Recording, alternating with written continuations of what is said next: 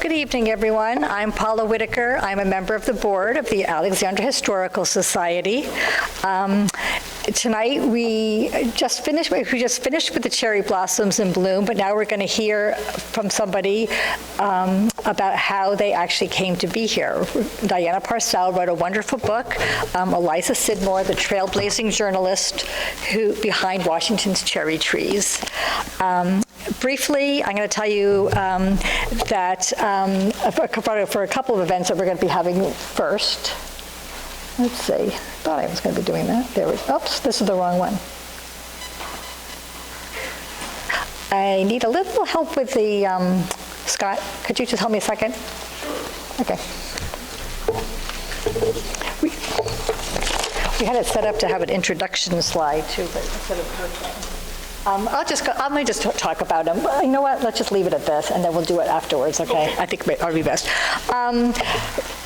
Just a couple of upcoming events. May 7th, we're going to have a Zoom session, a behind-the-scenes session with Sean Ayers, who is going to be talking about the Lee Fendel House Structural Survey, a lesson in historic preservation. May is Preservation Month, so he's going to kind of give us the down and dirty of how that all came about.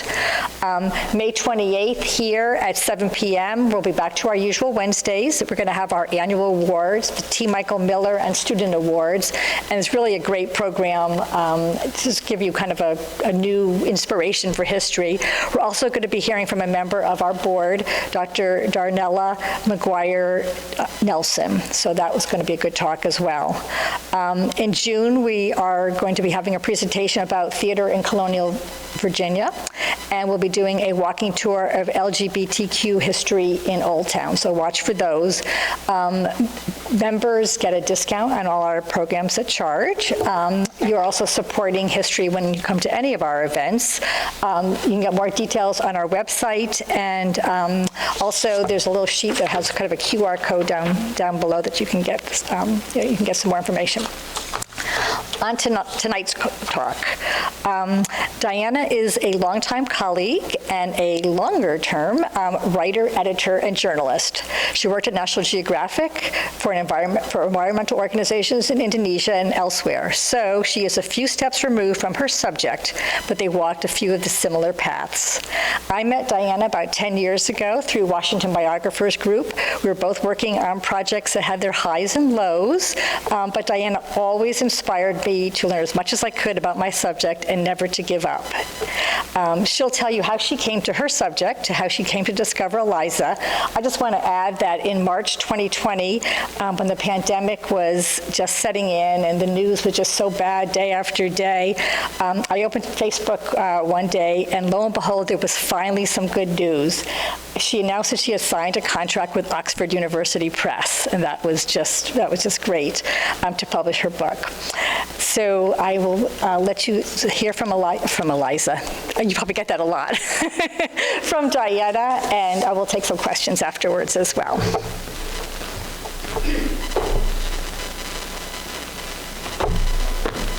Thank you, Paula. Whoops. Thank you, Paula. Yes, we go back a long way, and as fellow biographers and novice biographers, you really do grow close over the years. So yes, my subject is the cherry trees in D.C. and how we came to have them in large part through the influence of a woman that most people have never heard of. Now, for years, the National Park Service and others have mentioned Eliza Scidmore as the earliest person who came up with that idea and championed that idea and stuck with it for over 25 years in order to make that happen. And yet, very little has been known about her through the years. She was she almost sort of fell into obscurity, and so little was known about her that to this day, the National Park Service refers to her on their website as Mrs. Scidmore when she never married. So little was about her. Now, how did I discover her story? It's quite interesting. It was not here in D.C. Of all things, it was halfway around the world in Indonesia. I was working there about 20 years ago. I lived in Indonesia with my husband for a while, and I bought a book. It was a reprint, a paperback reprint of an 1897 travelogue called Java, the Garden of the East. I carried that book home. I didn't read it at the time, but I pulled it off my shelf about 10 or 12 years ago, dipped into it, and was engrossed. I thought, this is a great little book. It held up very well. I liked the voice of the writer, and I was curious about the author, E.R. Scidmore. Who was he, I wondered? What took him out to the tropics 100 years ago? And when I went online, lo and behold, I discovered from a very short Wikipedia entry that this author was an American woman, that she had written 7 books of travel, that she had been the first woman elected to the board of National Geographic in 1892.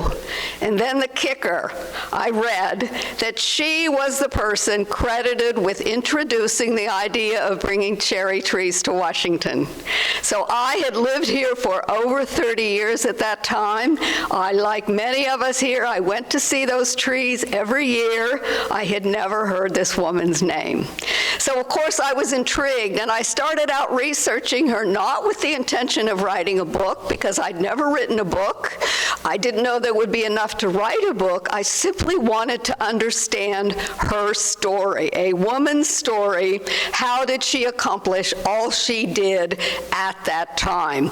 So I started going to the Library of Congress regularly and doing some research. Took me a bit of time to get into that, but gradually I started finding things about her that I had not seen reported elsewhere. And gradually I was able then to acquire enough records by digging at about 24 different institutions, finding things about her that enabled me to write her life story. And it took me a while. It took almost a decade from idea to reality to get the publication, because I kept finding out so many more things about her than I had even expected. She turned out to be a woman far ahead of her time. As a cosmopolitan world traveler and a reporter who blazed trails to little-known places in the 19th century and became a very important agent of cross-cultural understanding at a time when Americans were just beginning to develop an interest in the larger world. So her career as a journalist and travel writer stretched 40 years from after the Civil War to World War I, and she reported on places from Alaska to Asia. So I'm going to talk about that today. The first part, I'm going to tell you a little bit about her background, and then for the second part of the talk, I will describe how she came to have the idea for the cherry trees and how she really fought in order to make that happen. I call her in the book a Forrest Gump of her day because she hobnobbed with famous people around the world. It's really remarkable the number of people that she interacted with. Also, it turns out she was an eyewitness to many historical events in U.S. history. So, Eliza's story, for our purposes, begins here in Washington during the Civil War, in the very early years of the Civil War. She was born in Clinton, Iowa, but she spent her first few years in Madison, Wisconsin, where her mother's family had settled in around 1848. It was still the frontier then. But for some reason I couldn't figure out, her parents separated early in the Civil War. Her father took off, went west, served in a cavalry unit, and spent the rest of his life in the far west. apparently estranged from the family. Mrs. Scidmore took her two young children, Eliza and her brother George, who was 2 years older. She came to D.C. with them, presumably to get a job. Now, you know that Washington was just a very vibrant place during the war because of the military headquarters and all of the activity here. Lots of jobs available, so she got a job running a boarding house. And that is how she raised her children and herself. So Eliza would have grown up in a boarding house environment. Later, Mrs. Scidmore went and got a job at the Treasury Department, which was the first federal agency that really began hiring women. So, you see a couple presidential autographs here. At one point, Mrs. Scidmore gave her 2 young children autograph books, and the first name in that to Miss Lily Scidmore, Abraham Lincoln. She got his autograph about 6 months before his assassination. Excuse me. What's interesting is the autograph below it, Andrew Johnson. She obtained his photograph about 2 weeks after Lincoln was assassinated and Johnson became president. So you can already see that this little autograph book had something like 65 names in it. So Eliza is out there interacting with eminent people from a very young age. She attended Georgetown Visitation, and I could tell from her academic records that I found there that she was a very precocious little girl. At the end of 1st grade, she won 2 academic prizes. One of those was in geography, and she told an interviewer later in life that maps and a globe were her favorite playthings as a child. She said, "I was always making up journeys. My daydreams were always of other countries." So that really helps explain why she grew up to become a journalist. She had a great curiosity and a desire to know the world. Yeah, it's jumping ahead. Sorry about that. It's a little tricky here. So, she made her debut as a journalist at this national event, the Philadelphia Centennial Exposition in Philadelphia. It's really America's first World's Fair. It was held to celebrate 100 years of American independence. 35 countries around the world participated. This shows us an illustration of opening day. President Ulysses Grant is on that platform for the dedication ceremonies, and Eliza Scidmore is in this crowd. She is 19 years old. She is reporting on that event. And to tell you what a quick study she was as a journalist, she filed 5 articles in the first week of that event. And think about that. There's no Google search. There's no laptop. She didn't even have a typewriter. She was in her hotel room writing up 1,200-word articles, putting them into a mail pouch and sending them by train back to a newspaper in Washington, D.C. So this marks the very beginning of her journalistic career. Notice I said the debut of Ruhama as a reporter. There's an interesting story about this. Well, a lot of the reporters during that day, men and women, used pen names.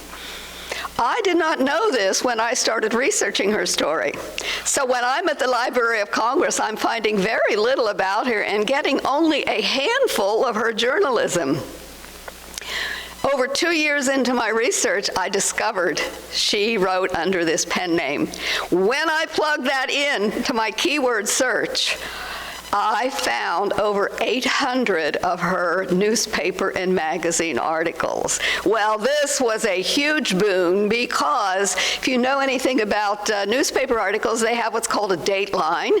So it's going to tell you where and when she was traveling. So this was really wonderful because it enabled me to put together for the very first time a chronology of her travels. So that was quite important. So after this event, she came back to Washington and she got a job working as what was known as a society writer.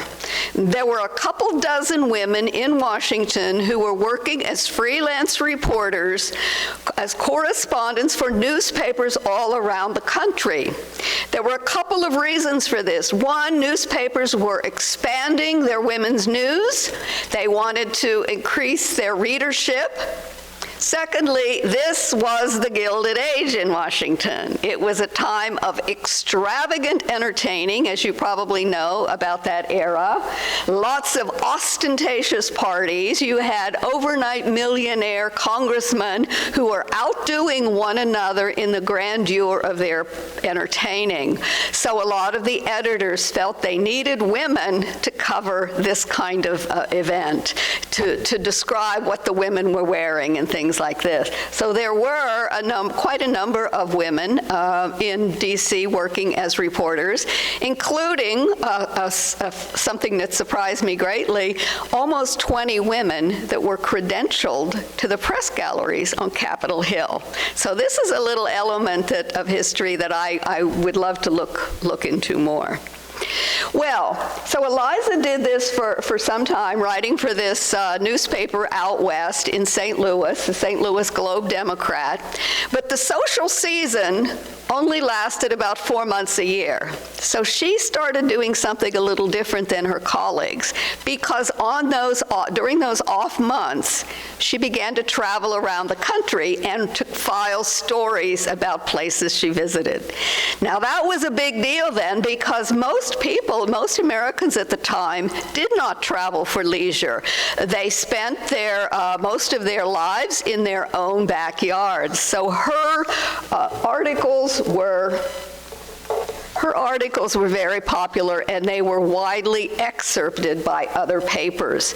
This is an important milestone because in 1883, she went to Alaska on a reporting trip. Now, Alaska had only been part of the United States at this time for 16 years.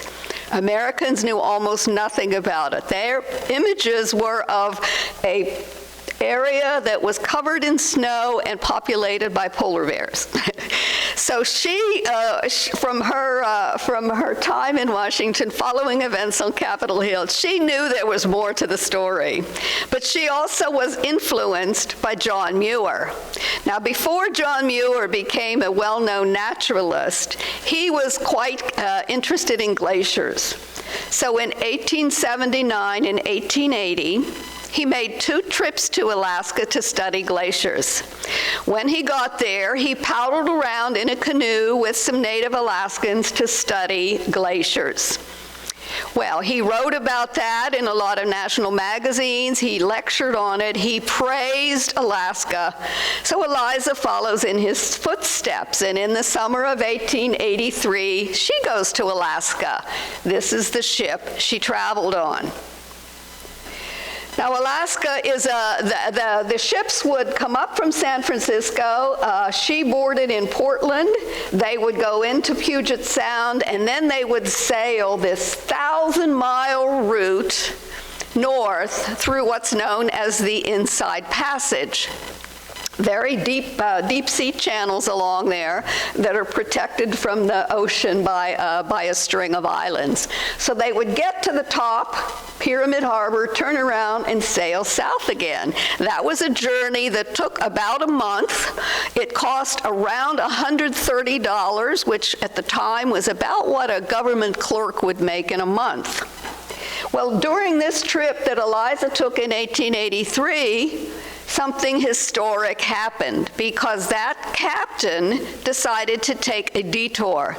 He was carrying some supplies on that ship for a brand new trading post that was up in the northwest at the base of Glacier Bay. Now, Glacier Bay had not even been charted yet at this time. It was normally full of heavy fog, fast-moving icebergs, so the Navy had done some reconnaissance up in there, but that had never really been fully explored. But this particular day, when they were up there, it was a clear day in mid-July, and the captain is intrigued by these glaciers he's heard about, so he says, let's sail north and see if we can take a look and find those glaciers. And they did. Eliza Scidmore is on board. She writes about this. The following summer, she went back and retraced that journey. And then she turned her newspaper accounts into what is now considered the first travel guide to Alaska. That was in 1885. So she became a really well-known expert on on Alaska. She went back half a dozen times over the next 15 years. She reported on it extensively. She actually developed a friendship with John Muir and his wife, and she worked with him to promote when the conservation movement was getting underway. She actually worked with him promoting wilderness conservation and published a number of important stories. Today, a glacier and a mountain in Alaska are named for her. So by the end of by the 1890s, we saw the beginning, thanks to the writing by her and Muir, we see the beginnings of the Alaska cruise industry, because a lot of the companies were putting ships onto that route, two-week excursions, and so that was really the start of Alaska tourism, and she played a great role in that. Back in Washington, her Alaska reporting impressed a lot of the scientists who were there, including a group of men who had just started the National Geographic Society.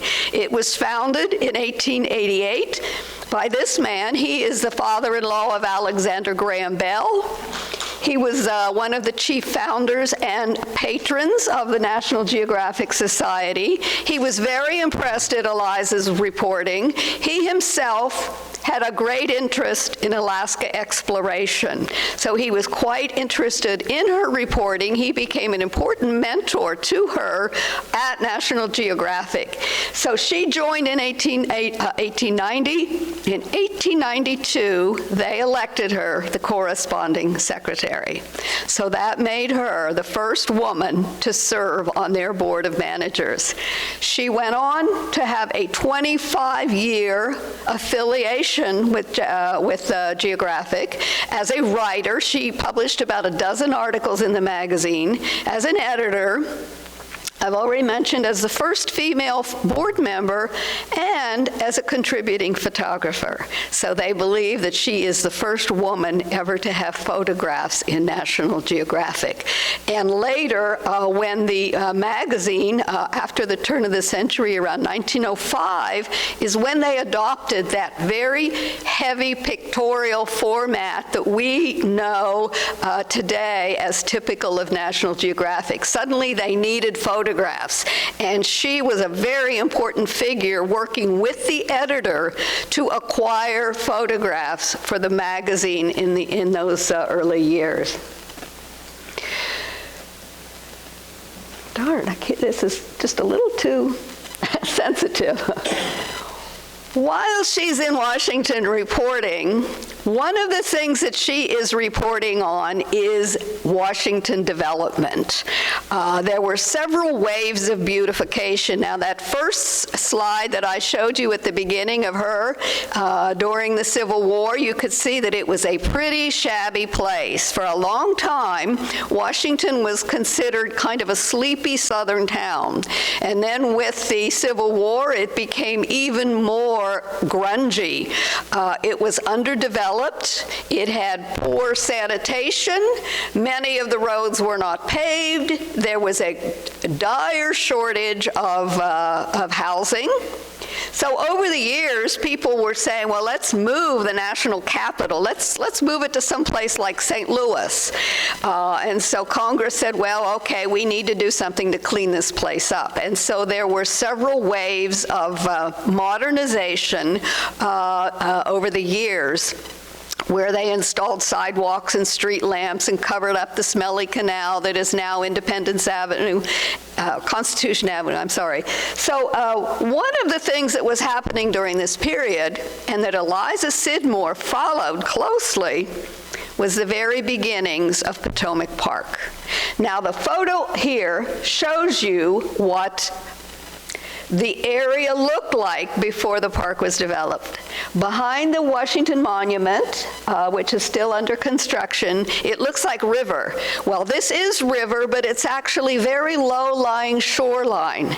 When the tide came in, the river would flow, the water would flow up to the base of the Washington Monument. And when that water flowed out, it left a huge mud bank, a really nasty part of town that was very mucky, it was smelly, it collected sewage runoff, it had, rotting vegetation in the sun, and so people in Washington complained about this for years. They called it a pestilential swamp, and they blamed it for things like outbreaks of malaria.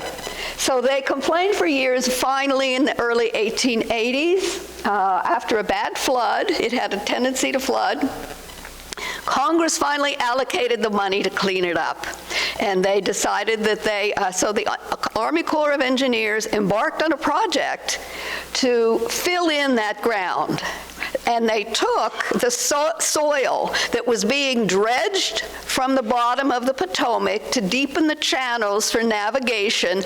They poured it onto that ground. And by doing that, they created the 700 acres that gave us Potomac Park. Well, Eliza plays into this story because she follows this development. She reports on it several times in her magazine column, her newspaper column. I love this picture. I was so pleased when I found it because this is a picture of how they were building the Washington Monument. This is a platform elevator that's kind of this double-sided iron cage. You see that it has these arms, these pulley arms that swing out, move those blocks into place. But to get to the top and the bottom of the monument, which is now about 400 feet high, you have to ride this open-sided elevator. And Eliza did that when she came back from Alaska on one of her trips in the fall of 1883. She went down to the mall to report on the progress of this new development. So she rides to the top of this. She looks out over the ground to see this engineering work underway, and she writes in her column, one day this is going to be the largest and the best, most beautiful park in the city. In her words, a place of magnificence in future administrations. Now, the interesting thing about that is that this is 1883. She has not even yet gone to Japan to get the idea for the cherry trees, but you can see here that this is planted in the back of her mind that this new park has tremendous potential. So now we see Japan. She went to Japan for the first time in the summer of 1885 with her mother. It was the year her book came out. The minute it came off the press, she and her mother fled town to go on vacation, and they went to Japan because Eliza's brother George was working there as a consular officer. He ended up spending a 37-year career mostly in Japan. Mrs. Scidmore decides to live with her son. Well, this gives Eliza a part-time home in Japan. So she starts traveling back and forth many, many times. She became a very widely recognized authority on Japan. She published in many, many leading publications and became a celebrity author. Her best-known book was Jinrikisha Days in Japan. That home in Japan, that part-time home in Japan, also gave her a base for traveling around larger Asia. And she ended up writing books on Java, China, India, and as I've already mentioned, Japan.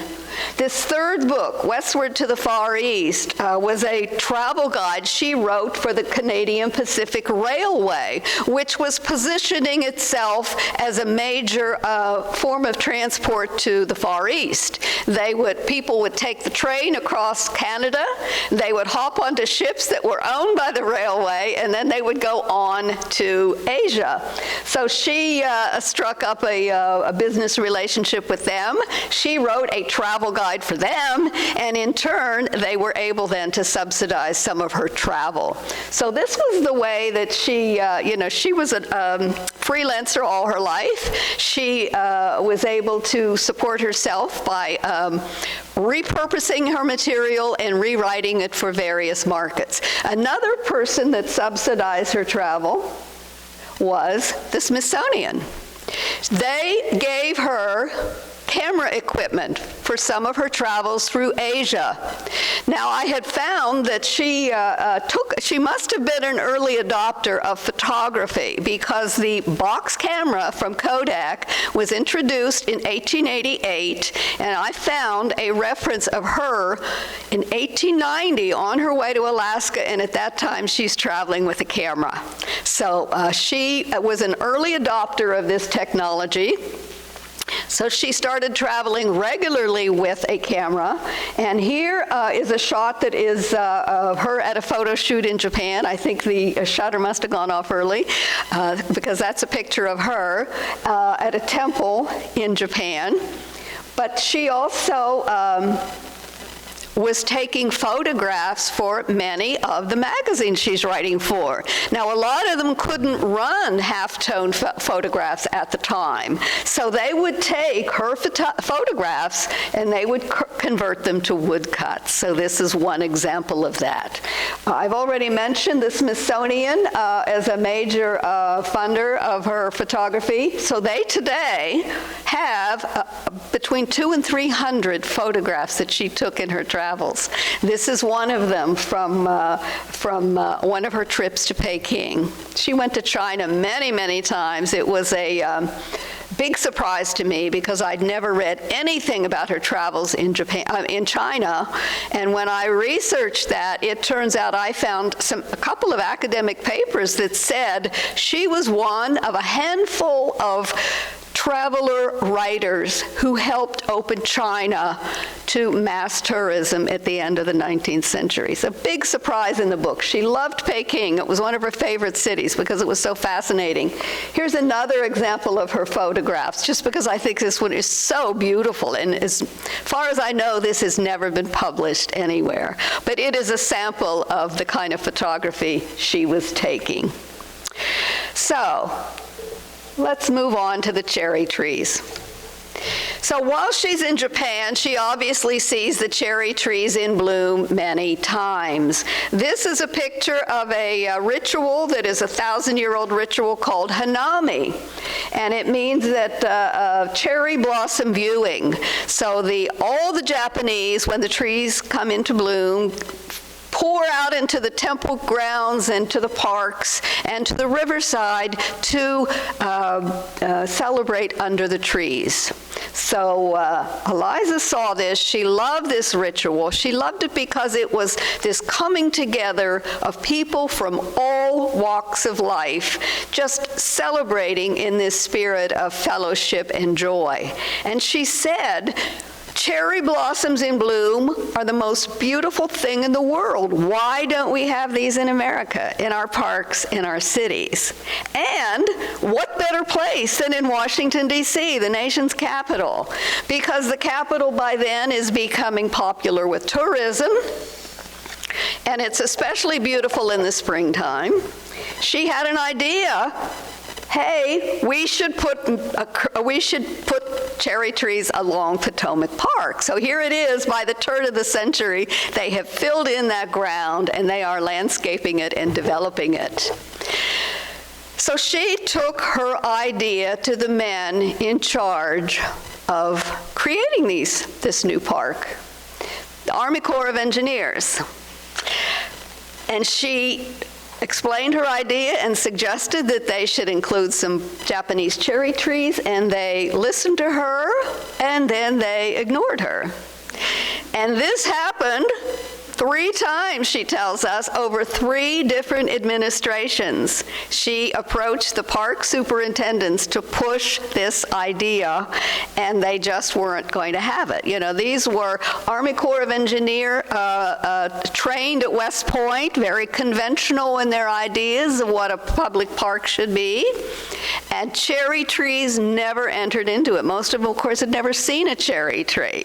They had their own ideas about the landscaping.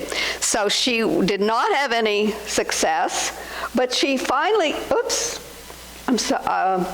see. Yeah, this was one of the, I added this one.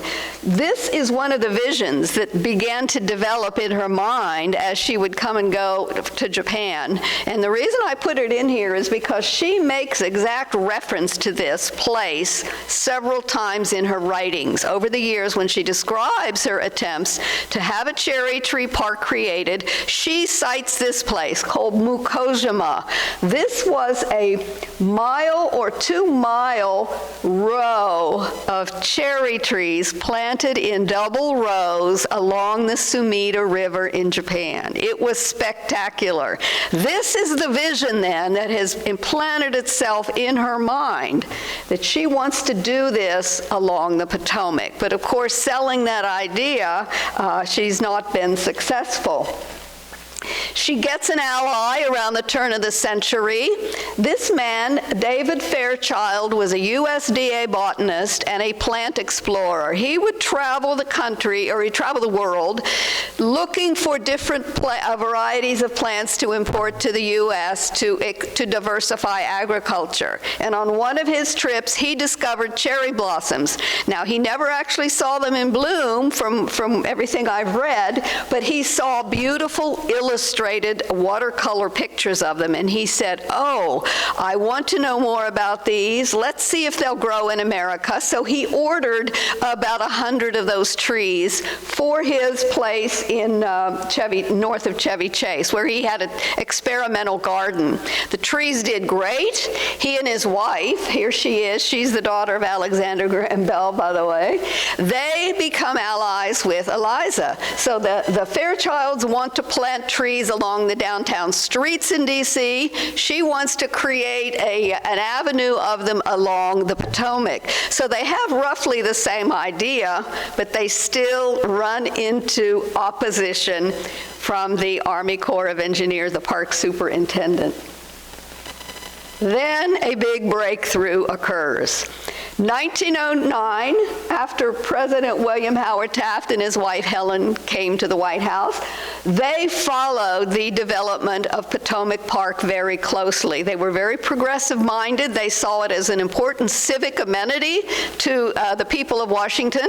So they followed the park development, and 1 month after entering the White House, Mrs. Taft, who was trained as a musician, decided to take on a project to build a bandstand along the river in Potomac Park. She wanted it to be a place where people from all walks of life could gather for afternoon band concerts. This got out, the word of it got out on the paper, very heavily publicized. Eliza Scidmore hears this, realizes that the concept is very much like her interest in having cherry trees planted along the river, so she sends a note to Mrs. Taft asking her if she'll endorse that idea.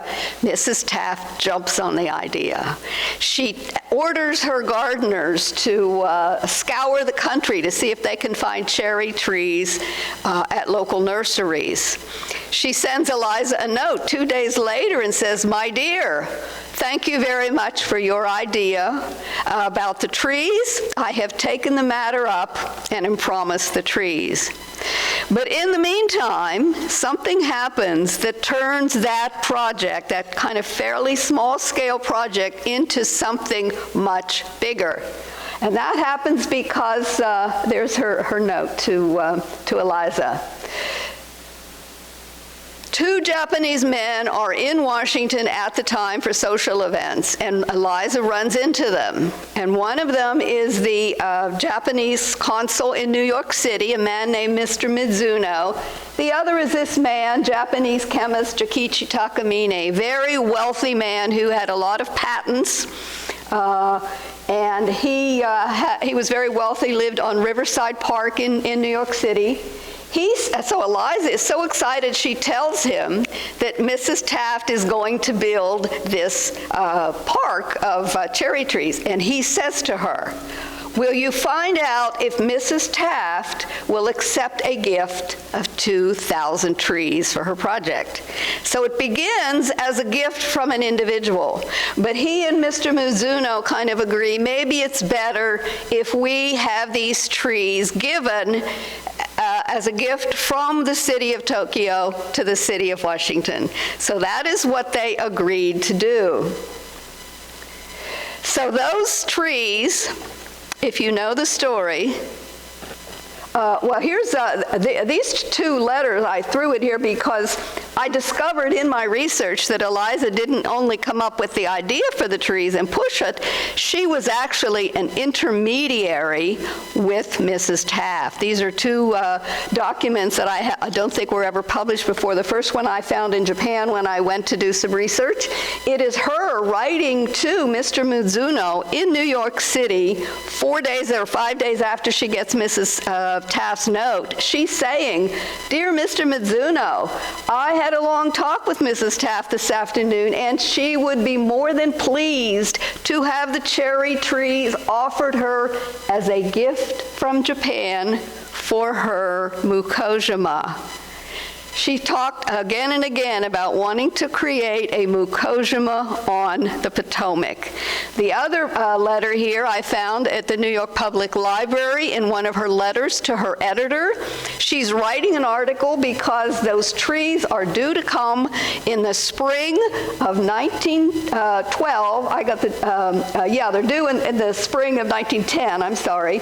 She is writing an article about it that will be published the same time they plant those first trees, because it will tell Americans all about the culture and the history of cherry trees. And in that note, she tells her editor, "Here is a sketch. I just came from meeting with Mrs. Taft. Here's a sketch of how those trees are going to be laid out in double rows around the tidal basin." So it shows that she really was working sort of hand in hand with Mrs. Taft to do the planning. Well, unfortunately, if you know the story, when those trees arrived, the U.S. Department of Agriculture insisted on inspecting them. They found that those trees, which were old trees, not young saplings, were full of diseases and pests. And they said, "We cannot plant them. They will be a risk to U.S. agriculture. They must be destroyed." Those 2,000 trees were burned, ironically on the grounds of the Washington Monument, because that is where the USDA had storehouses. Well, the Japanese were very gracious about it. They came back and they said, "Well, we will send you a replacement batch. This time, 3,000 trees grown under pristine conditions." So they did. Those trees arrived March 26, 1912. And they were getting ready for these trees. They weren't sure what condition they'd be in, but they had the ground ready to plant them because it was kind of late in the planting season already.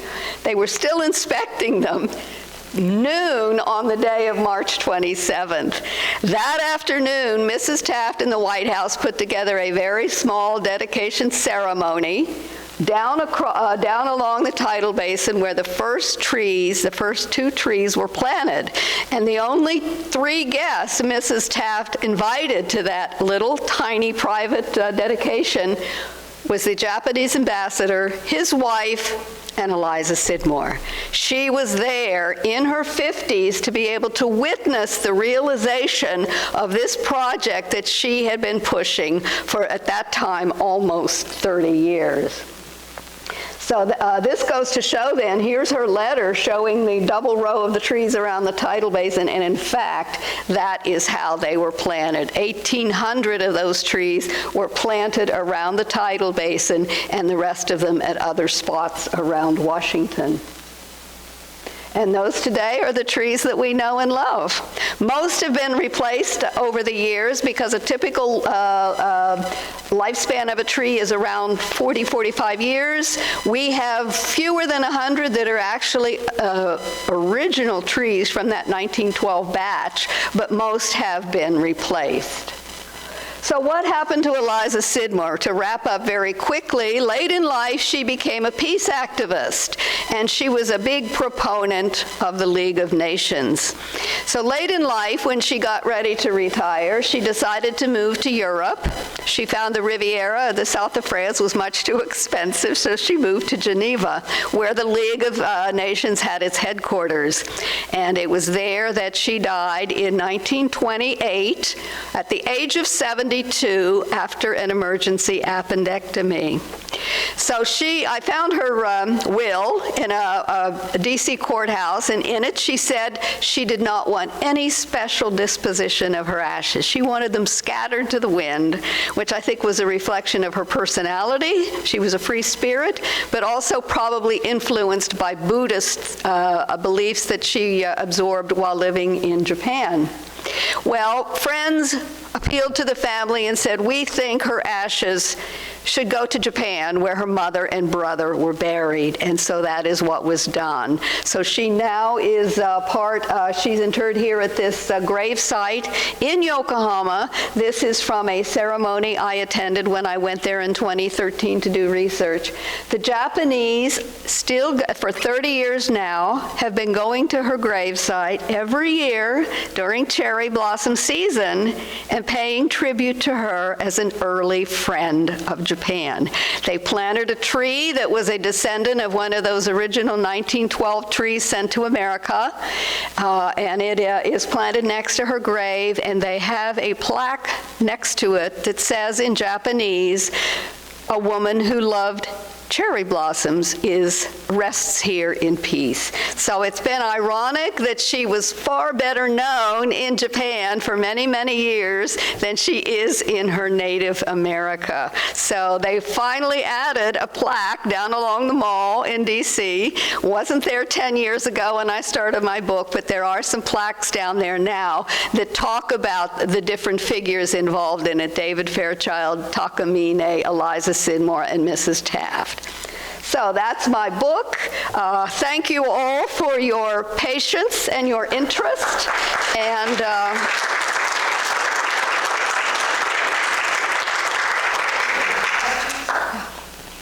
anybody have questions? Did she do anything like with women's suffrage? She herself wasn't active in women's suffrage that I could find out, but she had many women friends who were. I don't know why she wasn't. I mean, she was very careful to keep her own life private. And one of the things in her success, I found a couple of academics who studied her work and said one of the things about it is she wrote like a man. She wrote with authority, and she kept all kinds of personal references out of her writings, and I suspect that was true of her life, that she was very careful to protect her privacy. So she, I think, probably supported the idea of suffrage, but I couldn't find any actual activism in it. Did she support herself well or comfortably with her writing? Well, she was born of modest circumstances, but her brother's diplomatic job gave her some privileges when she traveled, because she could travel on his diplomatic privileges. She was really a freelancer, so she got paid per piece. But because she was so productive, she was so prolific, I found one interesting account in a newspaper from a male newspaper reporter during the Gilded Age who is talking about journalists in the city, and he says, I have to start, of the lady reporters, I have to start with Ms. Scidmore because she is the top of the heap. He says she is making more money than many of the seasoned male reporters in Washington. And I think it's because she was able to do the society reporting and the travel writing, and then she later on is turning her articles into a magazine. She would take a magazine piece and she would turn it into a chapter in a book. And so I think it was this combination of things. She did support herself from all indication. And she was quite a collector of Oriental art, so she had to have money. Yeah. When you write a screenplay like this. I have to tell you, if I would love to see a screenplay, and here is the opening shot. She becomes a reporter in 1876, and in 1877, she goes out west on a reporting trip. So she gets on the train, she's traveling with another woman, she doesn't say who it is. She describes going across the prairie, and she says at one point, she describes how the train stops at one point, and she has a military escort. I don't know whether he's a friend or whatever, but she tells him that she wants to, he takes her to meet the engineer, and she tells them she wants to ride on the cowcatcher. So they take the military guy's jacket, and they put a pillow on the cowcatcher and his cloak around these two ladies, and they ride for 40 miles in the open air on their out in the Great Plains. Here's the opening scene. Can't you see it? That train chugging along, and these women. It's a wonderful scene. So I hope somebody would pick it up. I think it would make a great American Experience episode on PBS. So thank you.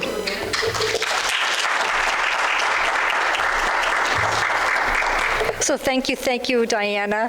Her book is for sale downstairs. The shop is also for sale downstairs. It's open downstairs. Our next event, May 7th, is a Zoom session, and May 28th back here for our awards and hearing from Darnella. So thank you again for coming. And please feel free to take something home. Take some things home. Yeah.